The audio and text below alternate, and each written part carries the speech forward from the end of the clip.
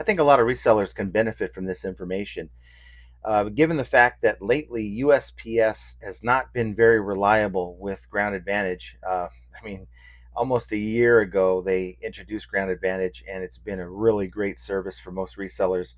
And I believe they're having some issues with their hub. I believe, like in Texas and Atlanta, they're having problems with their hubs, and it's causing a lot of packages to be delayed to the point where there's no activity on the package for weeks on end.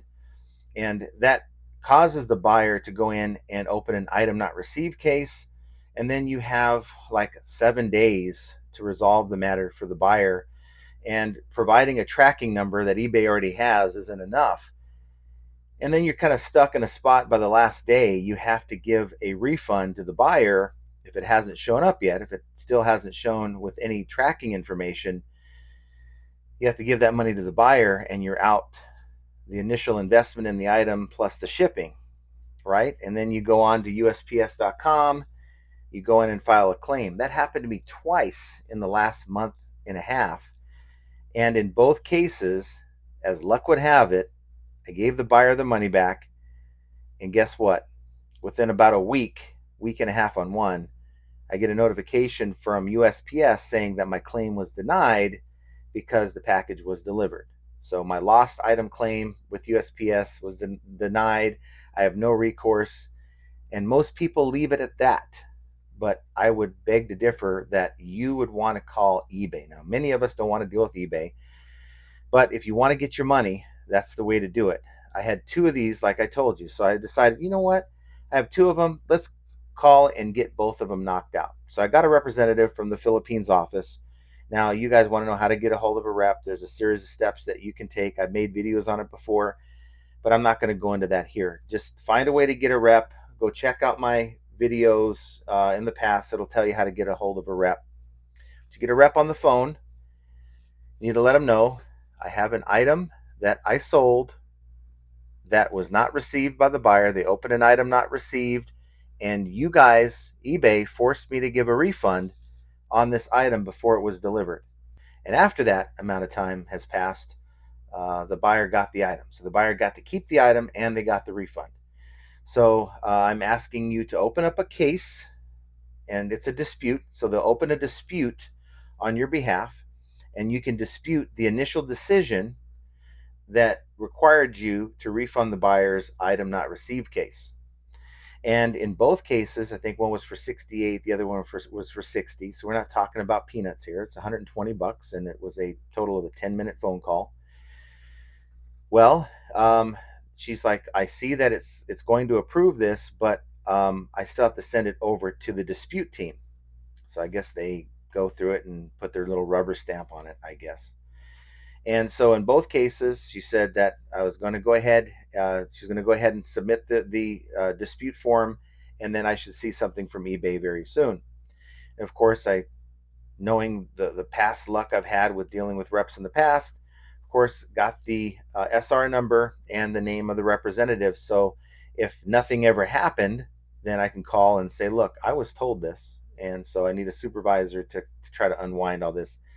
Worst case scenario. But as it turns out, it's covered under your seller protection, where they will file a dispute on your behalf, and provided that the tracking shows that the package was successfully delivered, then they will give you a refund back to your account, to your available funds, for the amount you refunded the buyer.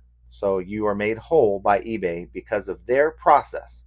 And their process, in my opinion, is one that is lacking, because it forces you to give a quick refund to a buyer when the package is still outstanding, stuck somewhere in a facility and hasn't been processed yet. And eBay just doesn't seem to get it that, yes, we want to not leave the buyer hanging. We want to, of course, maintain the buyer experience, but at the same time, us sellers, a lot of us are smaller sellers, can't be left holding the bag and losing out 100 here, 200 there, because they just didn't want to give the buyer more time.